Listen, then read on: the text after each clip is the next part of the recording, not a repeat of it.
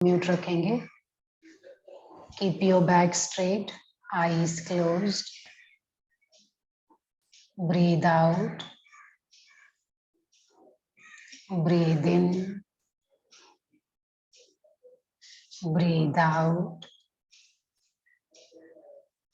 Breathe in, breathe out. 3 Omkar chanting. Breathe in.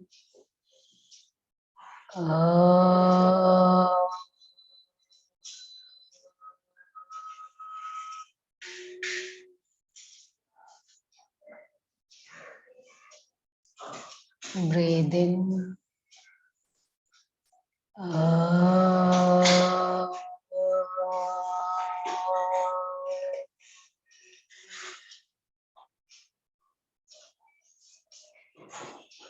Breathe in.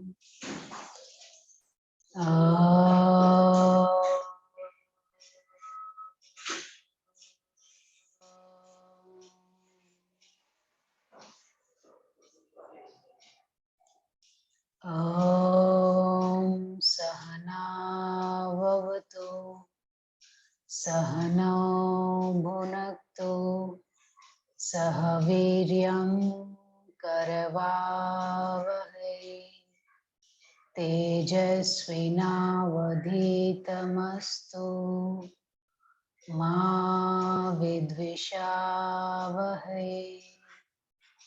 Om Shanti Shanti Shanti. Hari Om. Rub your palms, cup your eyes, remove your hands and gently open your eyes. Okay, good evening everyone. Balaji sir, कल जो हमारा ध्यान बिंदु उपनिषद का थोड़ा portion बाकी है वो कंप्लीट करके उसके बाद आपका जो सुषुम्ना नाड़ी का जो क्वेश्चन था वो कंटिन्यू करेंगे. ओके.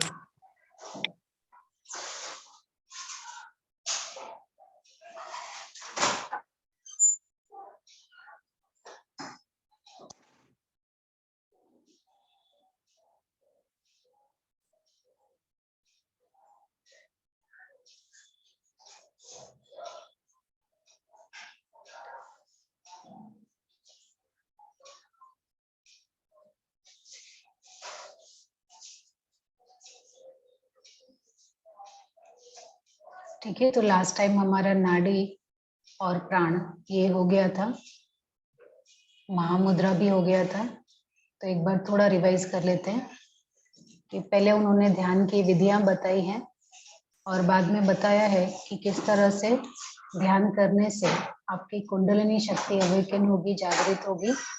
और उसके लिए आपको 3 बंध लगाने हैं, खेचरी मुद्रा करनी है, महामुद्रा के द्वारा भी आप वो पा सकते हैं.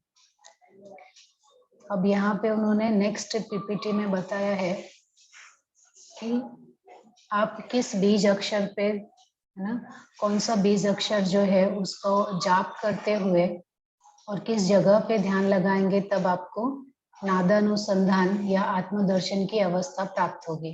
तो आपको नादानुसंधान करना है या प्रैक्टिस करनी है, नाद की, आवाज की, साउंड की, बीज अक्षर की, जप की साधना करनी है. लेकिन वो किस पे करनी है? तो त्रिकोण करके जो एक लोकेशन बताया है जो आपके मूलाधार के पास है, जहां से सुषुम्ना नाड़ी स्टार्ट होती है, उस जगह को उन्होंने त्रिकोण बताया है.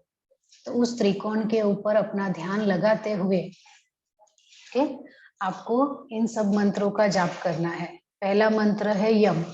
यम जो है ना, वो रिप्रेजेंट करता है या उसका जो स्थान है प्राण के पास. और जो पंच महाभूत हैं उनकी धारणा करते हुए, पंच महाभूतों के ऊपर ध्यान लगाते हुए आपको ये नादानुसंधान का अभ्यास करना है, प्रैक्टिस करनी है. तो यकार जो है या उसको ही हम यम बोलते हैं, यह जो बीज अक्षर है ये इसका संबंध प्राण से है. जो प्राणवायु है ना आपके चेस्ट के पास, उससे है. और इस बीज अक्षर का रंग जो है वो काले बादल जैसा है। और दूसरा है रम। रम अग्नि तत्व का बीज अक्षर है और यह अपान वायु से संबंधित है और इसका रंग सूर्य के समान तेजस्वी है। तीसरा बीज अक्षर है लम, ये पृथ्वी का बीज अक्षर है और इसका संबंध है व्यान से। व्यान कहाँ पे? आपके हाथों में, पैरों पे, शरीर के सभी जगह है। और इसका रंग जो है, यहाँ पे एक बंदूक पुष्प है ना, एक बंदूक पुष्प करके एक फूल होता है लाल कलर का, उसके जैसा इसका रंग है। और उसके बाद है वम। वम जो बीज अक्षर है वह वम जो है वो वायु के, उसका जो वायु का बीज अक्षर है, उसका संबंध उदान वायु से है। और जो शंख होता है ना, शंख, उसके जैसा इसका कलर सफेद है। और उसके बाद है हम जो बीज अक्षर है वो आकाश तत्व से संबंधित है और इसका संबंध समान वायु से है। और इसका जो रंग है स्फटिक जैसा है, क्रिस्टल जैसा है, जैसे पारदर्शी होता है वैसा है। ठीक है, तो इस तरह से मूलाधार या आपके जो चक्र हैं, उन चक्रों के त्रिकोण पे जहां से सुषुम्ना नाड़ी स्टार्ट होती है, वहां पर पंच महाभूतों की धारणा करते हुए, मतलब कॉन्सेंट्रेट करते हुए, एक एक बीज अक्षर का नाद करना है, साउंड करना है, जप करते हुए आपको, और सारे कलर का ध्यान करते हुए आपको उस पे ध्यान लगाना है, मेडिटेशन करना है।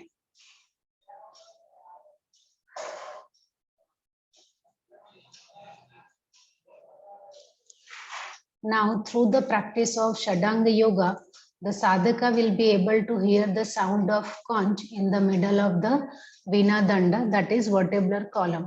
और जब आप ये जो नाद अनुसंधान बताया है उन्होंने, लम वम रम यम पे जो आप नाद करेंगे या मेडिटेट करेंगे, जप करेंगे, तो सबसे पहले जो नाद आपको सुनाई देगा वो आपके जो मेरुदंड है, मेरुदंड के अंदर आपको शंख की ध्वनि सुनाई देगी।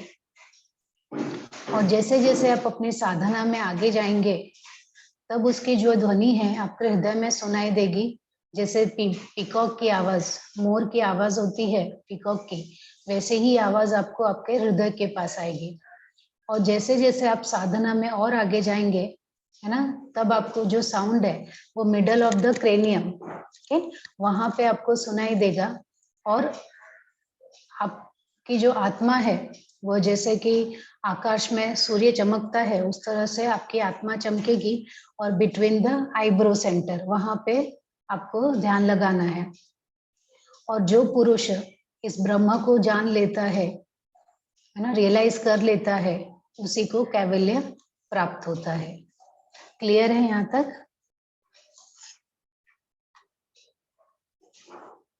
हमारा ध्यान बिंदु उपनिषद यहाँ पे समाप्त हुआ। किसी को कुछ डाउट है तो पूछिए। और कल सर ने मुझे एक डाउट पूछा था, तो उसके लिए हम लोग स्टार्ट करते हैं।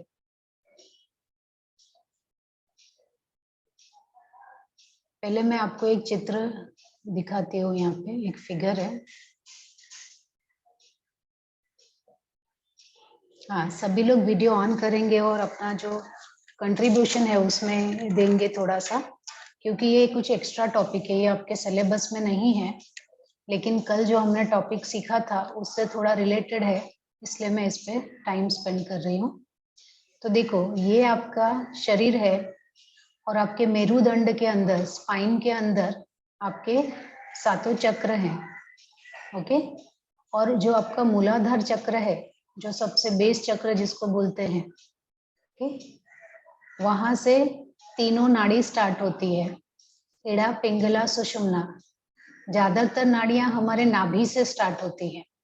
जो 72,000 नाड़ी है ना, वो हमारे नाभि से स्टार्ट होती है, नेवल से। लेकिन इड़ा पिंगला और सुषुम्ना हमारे यहाँ से मूलाधार से स्टार्ट होती है। तो अभी तीनों का स्टार्टिंग एक ही जगह है। ओके, तो ये जो येलो कलर में है, गोल्डन कलर में है, ये इड़ा नाड़ी है। जो ये ब्लू कलर में है वो पिंगला नाड़ी है, और ये जो बीच में येलो कलर है वो सुषुम्ना नाड़ी है। तो गोल्डन ईड़ा है और ब्लू पिंगला है, और सुषुम्ना नाड़ी बीच में जो स्ट्रेट गई है ना वो सुषुम्ना नाड़ी है। ये क्लियर है सबको? ठीक है। अभी तीनों का स्थान एक ही है, तो जो ईड़ा नाड़ी है ना वो आपके एक ही स्थान से लेकिन लेफ्ट साइड से स्टार्ट होती है। पिंगला नाड़ी आपके ही शरीर में राइट साइड से स्टार्ट होती है। और लेकिन ये ईड़ा और पिंगला ना सीधे नहीं चलते हैं, वो कैसे सांप की तरह आड़े टेढ़े होके चलते हैं, जिगजैग में चलते हैं, है ना, ऐसे चलते हैं। और पिंगला जो नाड़ी है वो भी है ना सीधी नहीं चलती, वो ऐसे जिगजैग जिगजैग होके चलती है। सिर्फ सुषुम्ना नाड़ी है जो एकदम सीधी जाती है। ओके, तो ईड़ा नाड़ी जो है वो स्टार्ट हुई मूलाधार से और जाते जाते जाते जाते ऊपर जाके खत्म होती है अपने आज्ञा चक्र के पास। ईड़ा और पिंगला आज्ञा चक्र के पास खत्म हो जाते हैं, सिर्फ सुषुम्ना जो है वो ऊपर तक जाती है, हमारे ब्रह्मरंध्र तक। ओके, ईड़ा और पिंगला है ना, उनका एंडिंग पॉइंट है आपका भ्रूमध्य, दोनों आईब्रो सेंटर के बीच में, लेकिन इनका जो ओपनिंग है ना वो हमारे नॉस्ट्रिल के पास है। ओके, राइट और लेफ्ट नॉस्ट्रिल। तो जो ईड़ा नाड़ी है वो लेफ्ट साइड से स्टार्ट होके हमारे लेफ्ट नॉस्ट्रिल पे ही उसका ओपनिंग हो जाता है। पिंगला नाड़ी है हमारे राइट साइड से स्टार्ट होती है और हमारे राइट नॉस्ट्रिल से ही वो बाहर निकल जाती है। ठीक है, और ईड़ा पिंगला आप देखोगे ना तो दिन में कई हमेशा एक्टिव रहते हैं। अभी भी आप चेक करोगे ना, ऐसे अपने नॉस्ट्रिल के नीचे थंब रखो और थोड़ा तेजी से ब्रीद आउट करो, पहले राइट के नीचे फिर लेफ्ट के नीचे। आप चेक करोगे तो दोनों नाड़ी में से एक ज्यादा एक्टिव है, एक कम एक्टिव है। ठीक है, और ये दोनों हमेशा हर 45 मिनट से लेके 90 मिनट्स में चेंज होते रहते हैं,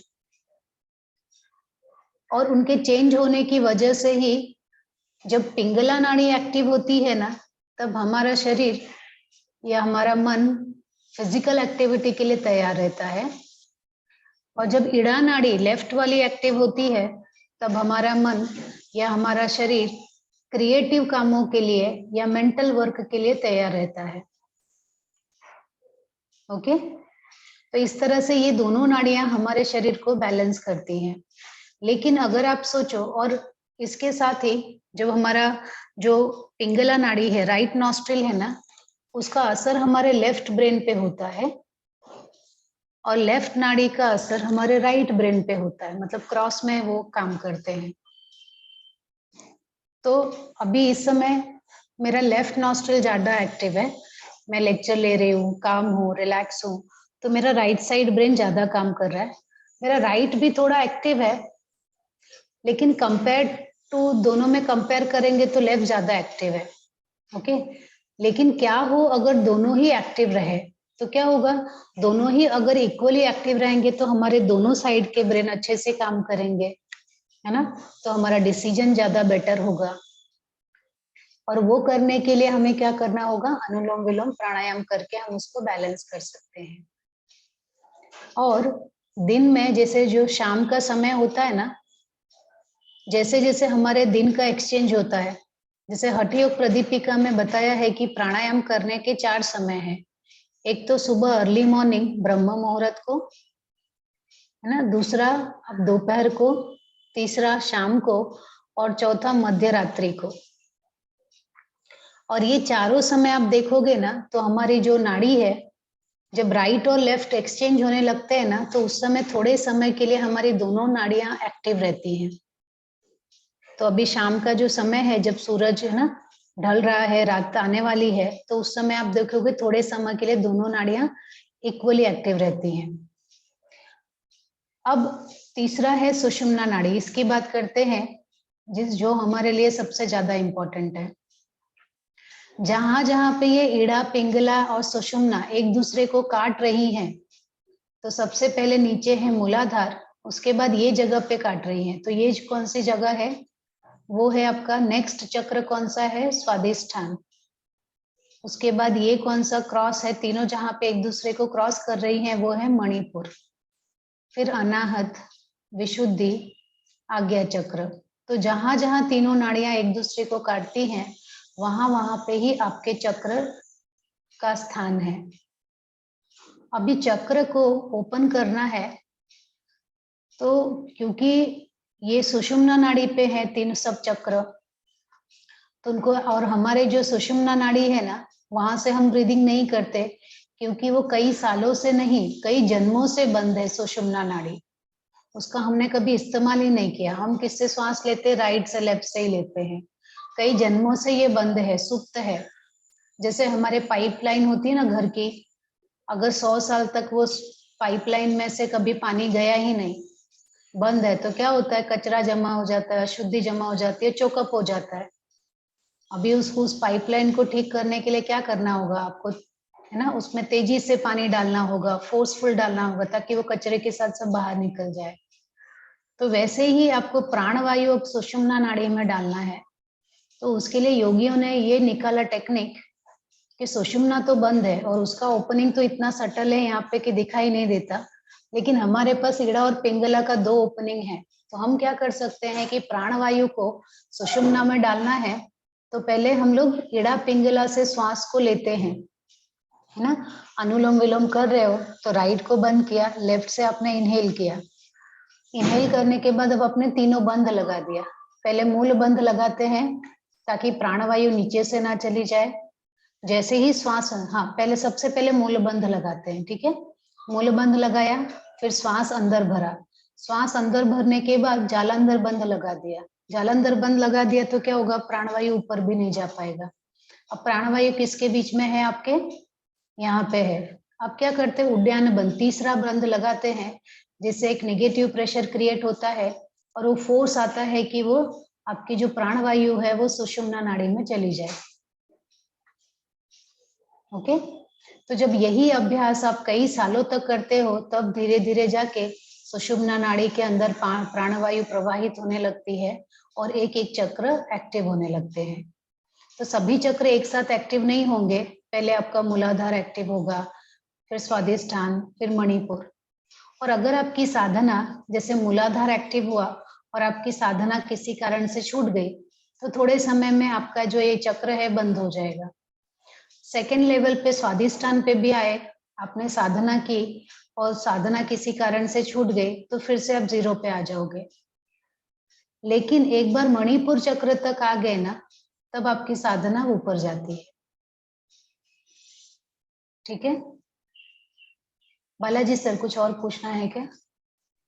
नहीं मैडम। हाँ, अभी है ना, आपने कल पूछा था जो 5 प्राण और 5 उप प्राण है उसके बारे में, वो मैं दिखाती हूँ।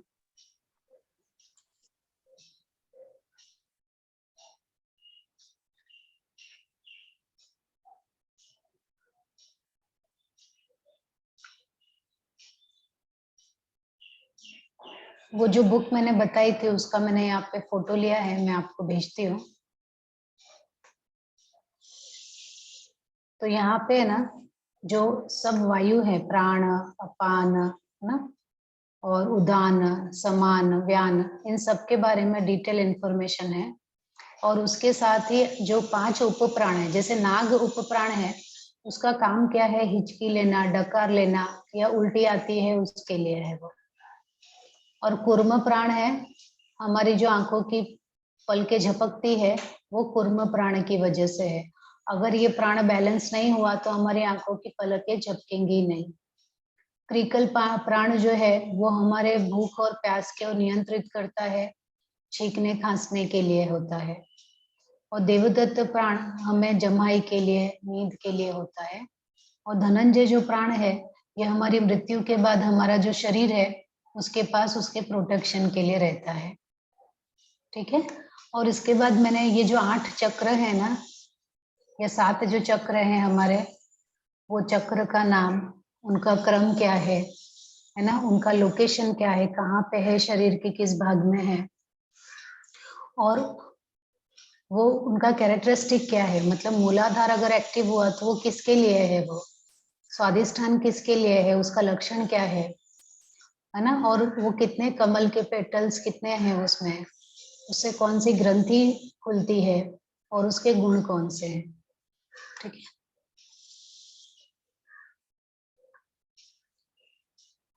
और इसके साथ ही मैंने ईड़ा, पिंगला और सुषुम्ना, जो 3 नाड़ियों के लिए मैंने अभी आपको इंफॉर्मेशन दी है, उसी नाड़ियों का इंफॉर्मेशन यहाँ पे आपको डिटेल में मिलेगा। और ये जो पिंगला नाड़ी है उसके बारे में भी यहाँ पे आप पढ़ेंगे, और सुषुम्ना नाड़ी है उसके बारे में यहाँ पे। ठीक है सर, ये पीडीएफ में भेजती हूँ, आप लोग उसको पढ़ लीजिए। अगर उसमें से आपको लगता है कुछ डाउट है तो हम लोग उसके ऊपर बात करेंगे। अभी उसमें से मुझे कुछ बताना है तो मुझे बता दीजिए कि वो मालूम ही नहीं है आपको।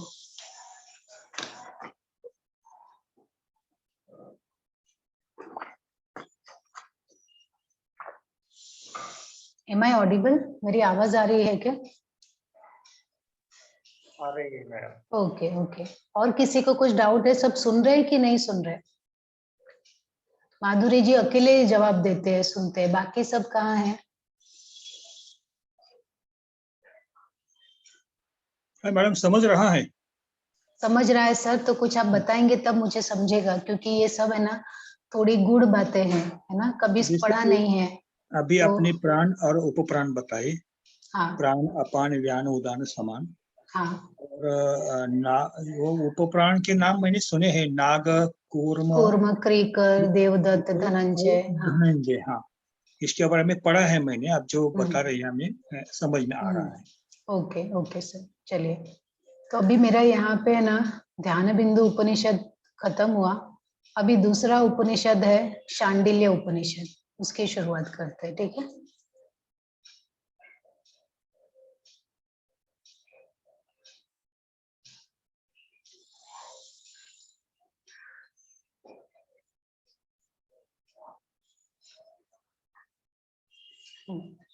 तो अभी जो शांडिल्य उपनिषद है ना, हमारे पास योगा के, जैसे इसके पहले आपको इंट्रोडक्शन ऑफ उपनिषद में मैंने बताया था कि उपनिषद, टोटल उपनिषद कितने मिले हैं अभी तक हमें, कोई बताएगा मुझे? हमारे पास टोटल कितने उपनिषद हैं अभी तक जो प्राप्त हुए हैं? 200 बताए गए हैं, उसमें से 12। 200 बताए गए हैं, उसमें से 108 जो है 108। वो ऑथेंटिक है। हाँ, 108 को ऑथेंटिक माना गया है। क्यों ऑथेंटिक माना गया उनको? क्योंकि वो मुक्तिका उपनिषद में उनके बारे में लिखा गया है ना। और उसमें से 12 उपनिषद जो है, एक्चुअली 10 मुख्य उपनिषद है, प्रिंसिपल उपनिषद है। उनको प्रिंसिपल उपनिषद क्यों माना गया, मुख्य या इम्पोर्टेंट क्यों माना गया? मोस्टली इसलिए माना गया क्योंकि जो शंकराचार्य हैं उन्होंने उनके ऊपर कमेंट्री लिखी है, भाष्य लिखा है, इसीलिए। ओके, अब हमारे पास है ना वो 108 जो उपनिषद है ना, उसी में 20 उपनिषद ऐसे हैं जिनके जो टोटली योगा के ऊपर है। तो उनको 20 योगा उपनिषद हैं अलग से, जो 108 में इंक्लूड होते हैं। ठीक है, जिसमें योगा के बारे में ही बताया है। अभी योगा के बारे में क्या क्या होता है? योगा में यम नियम होता है, आसन है, प्राणायाम है, प्रत्याहार है, धारणा है, ध्यान है, समाधि है। ये जो चीजें हैं ना, जिस उपनिषद में है उसे योगा उपनिषद कहा गया। तो वैसे ही ये शांडिल्य उपनिषद जो है, ये भी योगा उपनिषद में से एक है। ओके, इसको माइनर उपनिषद कहा गया, मतलब क्योंकि हमारा जो मुख्य उपनिषद तो 10 ही है, तो वो 10 में ये शामिल नहीं है, इसलिए ये माइनर उपनिषद बोल दिया इसको। और ये हमारे 20 जो योगा उपनिषद है उसमें से एक उपनिषद है। और ये कहाँ से है? अथर्ववेद से है। और इसमें ज्यादातर जो चीजें हैं वो फोकस की है योगा टेक्निक के ऊपर। जैसे बाकी सब टेक्स्ट में हम लोग योगा टेक्निक के ऊपर बात करते हैं, हठ योग प्रदीपिका है, पतंजलि योग सूत्र है ना, तो वैसे इसमें भी योगा टेक्निक के बारे में बात की है। तो इसमें महर्षि शांडिल्य हैं जिन्होंने लिखा है ये। ठीक है, इसमें महर्षि शांडिल्य और अथर्वा ऐसे 2 लोग हैं, मुनि अथर्वा है और महर्षि शांडिल्य हैं। इन दोनों ने आपस में बातचीत की है या इनकी जो बातचीत है प्रश्न और उत्तर के रूप में है, उसी को इस शांडिल्य उपनिषद में बनाया है। इसमें टोटल 3 अध्याय है। ठीक, और जो पहला अध्याय है उसमें 11 सेक्शन है, 11 सेक्शन है, 11 खंड है। ठीक, और जिसकी शुरुआत जो शांडिल्य ऋषि हैं उन्होंने ही बताया है कि अष्टांग योग के उन्होंने पहले प्रश्न पूछा है और अथर्व ऋषि जो है वो उसका उत्तर दे रहे हैं। ओके, तो यहाँ पे प्रश्न पूछने वाले कौन है?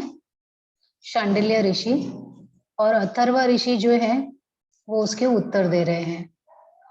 और सबसे पहले उन्होंने बताया यम और नियम। आप लोगों ने यम और नियम पढ़ा है क्या? आज मैडम योग सूत्र सिखा रही थी, तो उसमें अभी लगता है कि आपकी शुरुआत ही हुई है ना अभी तक। किसी को मालूम है यम और नियम क्या है?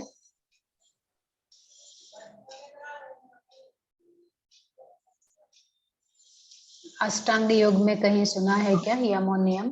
अहिंसा, सत्य, अस्थेय, ब्रह्मचर्य, अपरिग्रह, यमा। हाँ, और शौच, संतोष, तप, स्वाध्याय, ईश्वर प्रणिधानानि नियम। Very good sir. सर आपका नाम क्या है? राजेंद्र दहीबाते। अच्छा Rajendra sir ji, thank you so much, आपने बहुत ही अच्छा आंसर किया है। अब Thank ये you, जो यम और नियम है ना, ये है पातंजल योग सूत्र से। ओके, पातंजल योग सूत्र में ये 5 यम और 5 नियम बताए हैं। पतंजल ऋषि जो है उनको ऐसा लगा कि ये 5 यम और 5 नियम ही लाइफ को सुधारने के लिए, हमारे मेंटल प्यूरिफिकेशन के लिए बराबर है। लेकिन जब हम लोग हठ योगा पढ़ते हैं, हठ योगा में तो कई सारे ग्रंथ हैं, या योगा के और जो ग्रंथ है ना, उन्होंने पातंजल ऋषि का 5 यम नियम न लेके उन्होंने 10 यम और 10 नियम लिया है ना। उन्होंने अष्टांग योगा के बारे में बताया है, शांडिल्य उपनिषद में अष्टांग योगा के बारे में बात कर रहे हैं वो। और अष्टांग योगा के बारे में मैंने उस दिन बताया था, पतंजल ऋषि का जो योगा है ना, पतंजल योग सूत्र, उसको अष्टांग योगा के नाम से भी जानते हैं। लेकिन यहाँ पे इस उपनिषद में कहीं पर भी ऋषि पतंजलि का नाम ही नहीं मेंशन किया, उन्होंने उनका जिक्र ही नहीं किया है ये ना? पहले था ना, उपनिषद पहले हुए वाला है, पतंजल बाद में हुए वाला है। ऐसा नहीं है, ऐसा कंपलसरी नहीं है कि ये उपनिषद पतंजल ऋषि के पहले हुआ। वो उपनिषद जो 108 है वो पहले और बाद में कभी भी हो सकते हैं, ऐसा नहीं है कि वो पहले हो गया था। ठीक है, पर हमें इसके बारे में मालूम नहीं है कि सच में वो पहले हुआ था बाद में हुआ था। उसके बारे में तो विकिपीडिया वगैरह या कोई रिसर्च करेगा तो हमें पता चलेगा कि शांडिल्य उपनिषद पहले था या बाद में था। ओके, और इसमें फिर उन्होंने जो हमने योग सूत्र में 5 यम 5 नियम पढ़ा, यहाँ पे उन्होंने 10 नियम और 10 यम बताया है, क्योंकि उनको लगा कि और 5 जो चीजें हैं मेंटल प्यूरिफिकेशन के लिए, मानसिक शुद्धि के लिए 10-10 चीजें जरूरी है। ये 5 में कुछ होने वाला नहीं है, 5 रहने पे कुछ अशुद्धियां रह जाती हैं, और इसीलिए उन्होंने ये 10-10 बनाया। और वो 10 कौन से है वो हम लोग आगे देखेंगे। ठीक, और इसके बाद उन्होंने यम नियम के बाद आसन के बारे में बताया है। अभी आसन अगर हम दूसरे ग्रंथ में देखें, जो हमारे फेमस ग्रंथ हैं जिसको हम अपने यहाँ पे MA क्लास में पढ़ने वाले हैं, तो वो है हठ योग प्रदीपिका, जिसमें 15 आसन बताए गए हैं। दूसरा है घिरण्य संहिता, जिसमें 32 आसन बताए गए हैं। शायद आपको अगर हठ रत्नावली रहेगा तो उसमें सबसे ज्यादा 84 आसन बताए गए हैं। लेकिन यहाँ पे इन्होंने सिर्फ 8 आसन के बारे में जिक्र किया है, या उसके बारे में बताया है कि ये 8 आसन ही है जिससे आपको सिद्धि मिल सकती है। और प्राणायाम के लिए यहाँ पे 3 प्राणायाम बताया है। पतंजलि योग सूत्र में आपको 4 प्रकार का प्राणायाम बताया है।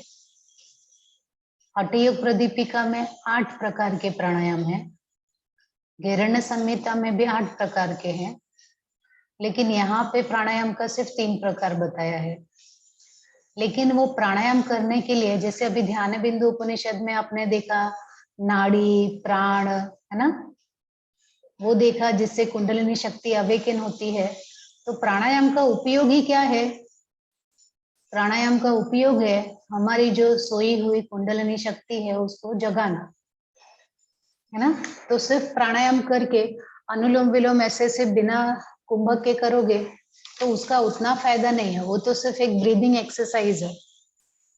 लेकिन जब उसमें कुंभक लगाओगे, बंध लगाओगे, मुद्रा लगाओगे, तब जाके आपके एक एक चक्र खुलेंगे और तब जाके आपकी कुंडलिनी शक्ति जागृत होगी।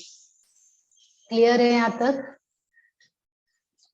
आप लोगों को कुछ और ऐड करना है तो प्लीज बताइए।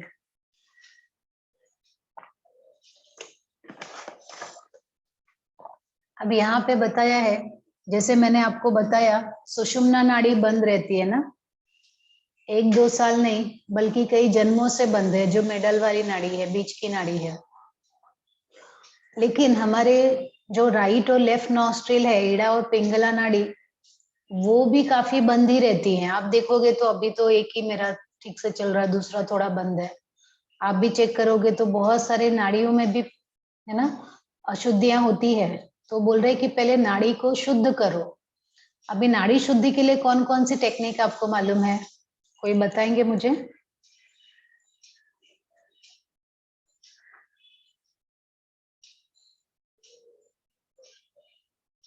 नाड़ी शुद्धि के लिए कोई टेक्निक मालूम है आपको? शुद्धि क्रिया नेति। हाँ हाँ, शुद्धि क्रिया। कौन कौन सी शुद्धि क्रिया है? नेति, बस्ती, कपालभाति, वमन। ओके, सभी को मालूम है क्या शुद्धि क्रिया के बारे में?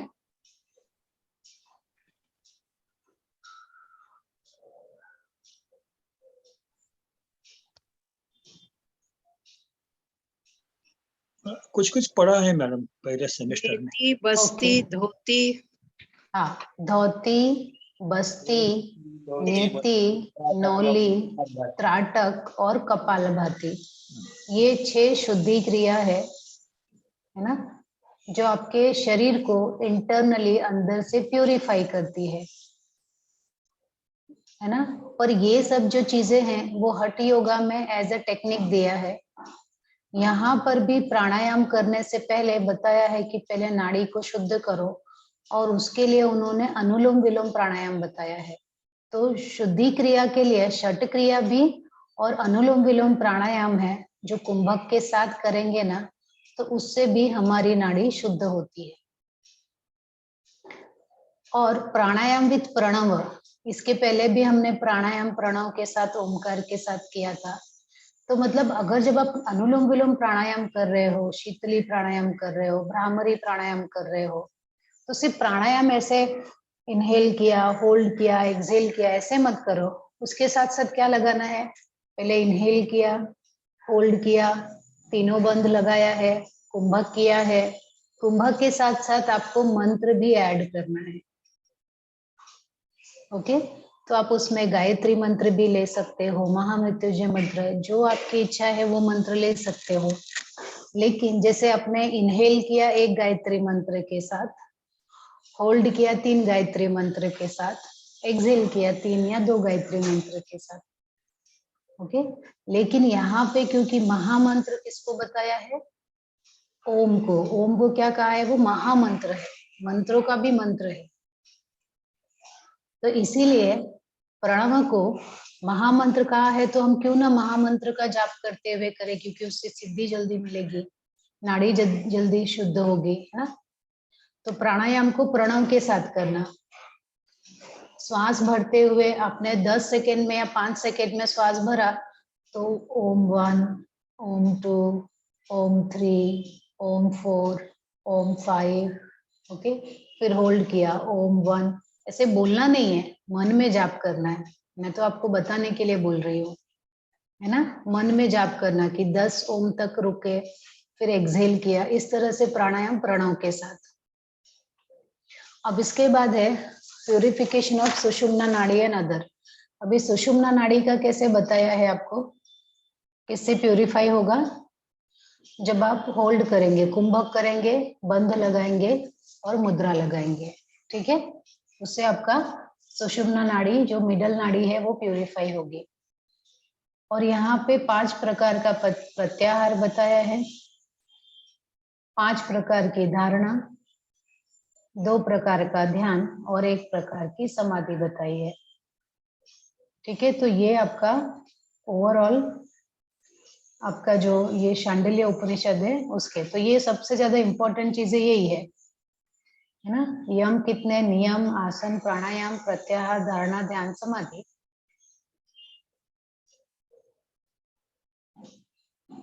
तो पहले चैप्टर में यही सब है, ठीक। सेकेंड चैप्टर में है ना ब्रह्म विद्या के बारे में बताइए। अभी ब्रह्म विद्या मतलब क्या, ब्रह्म के बारे में जानना, ईश्वर को जानना, ओके।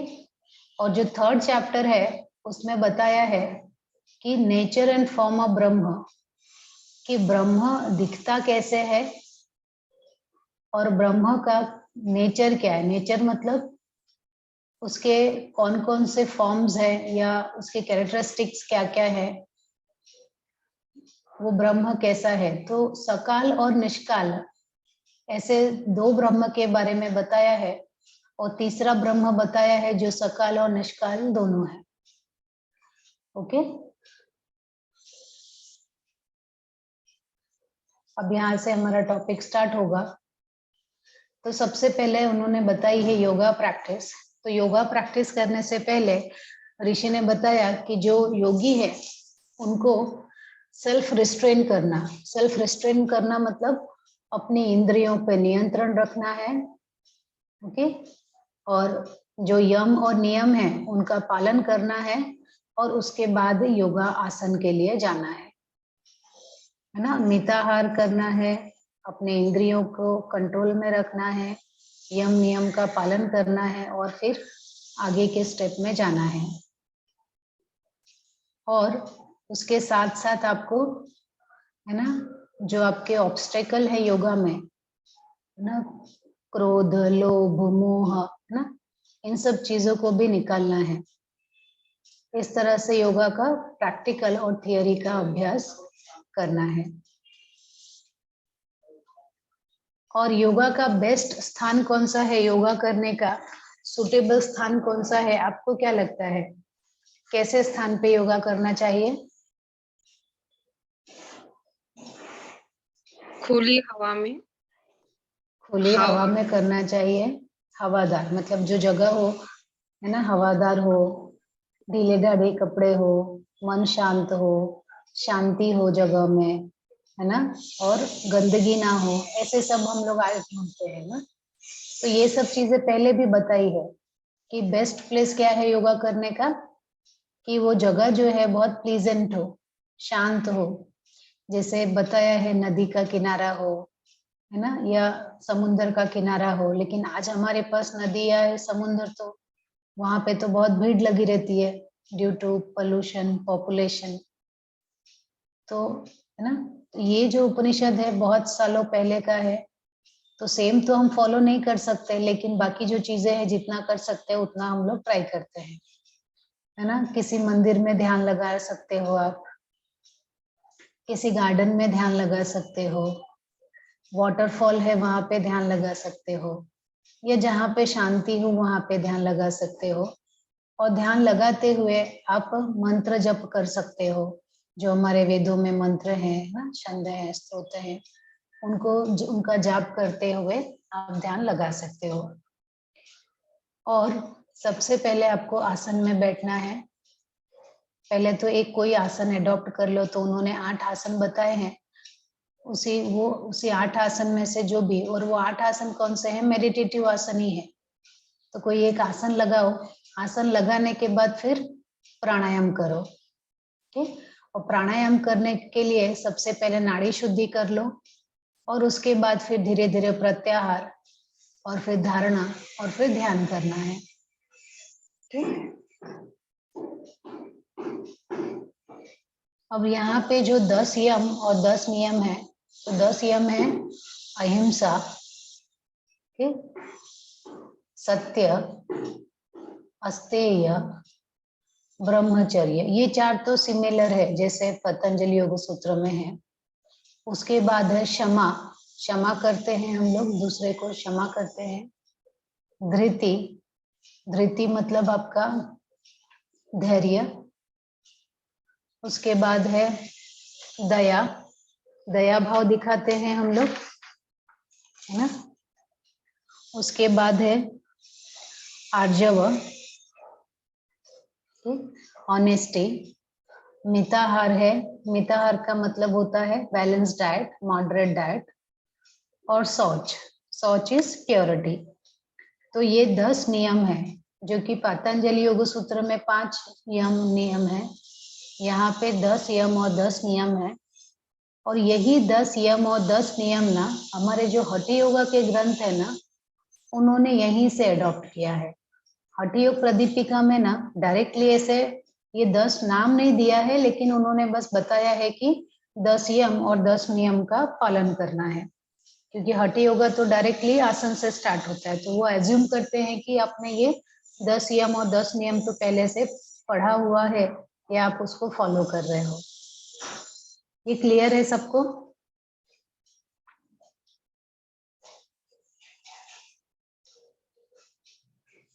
ठीक है, चलो अभी हम नियम पे जाते हैं।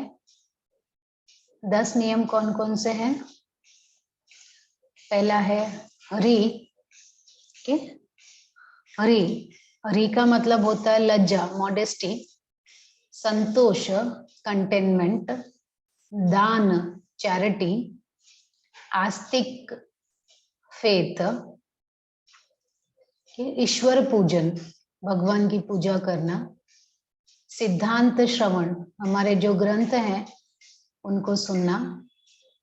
मति, मति का मतलब है इंटेलेक्ट, कॉग्निशन, बुद्धि।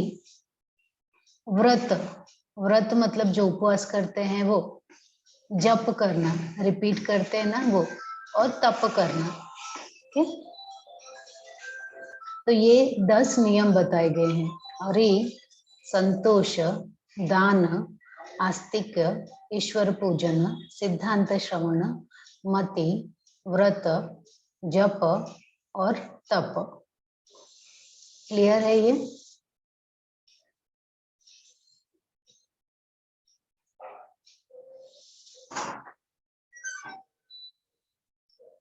और जो मैं ना आज इसका शांडिल्य उपनिषद का पीडीएफ भेज देती हूँ मैं आपको, और वो पीडीएफ में ना आप अच्छे से पढ़ो, सारी चीजें डिटेल में बताई गई है।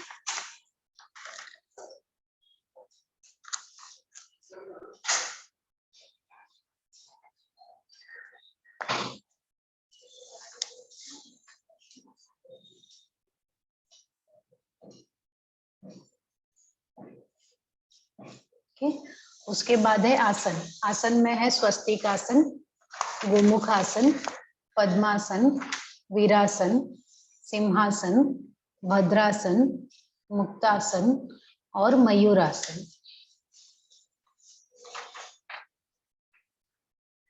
आसन में किसी को डाउट है क्या? और आसनों का डिस्क्रिप्शन भी आपके वो पीडीएफ में दिया है, मैं आज आपको भेजने वाली हूँ। ये जो शांडिल्य उपनिषद है ना, उसका जो बुक है उसका जेरोक्स कॉपी या मैंने स्कैन जो किया है वो मैं भेजती हूँ। उसमें ये सब आसन का कैसे करना है वो टेक्निक दिया है। यहाँ पे जो पद्मासन है ना, वो एक्चुअली बद्ध पद्मासन की तरह है। दोनों हाथ पीछे लेके अंगूठे को पकड़ना, पद्मासन में बैठना, दोनों हाथ पीछे लेना और अंगूठे को पकड़ना, वो बद्ध पद्मासन है, ठीक है। लेकिन नाम पद्मासन दिया है, लेकिन डिस्क्रिप्शन बद्ध पद्मासन का है। किसी को ये आसन में डाउट है तो पूछिए।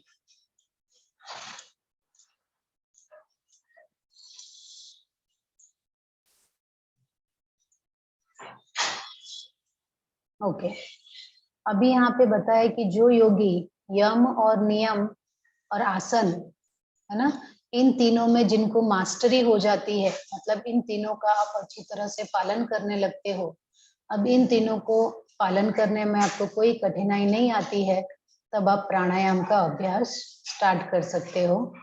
और प्राणायाम करने से आपके जो इंटरनल क्लींजिंग है वो हो जाएगी।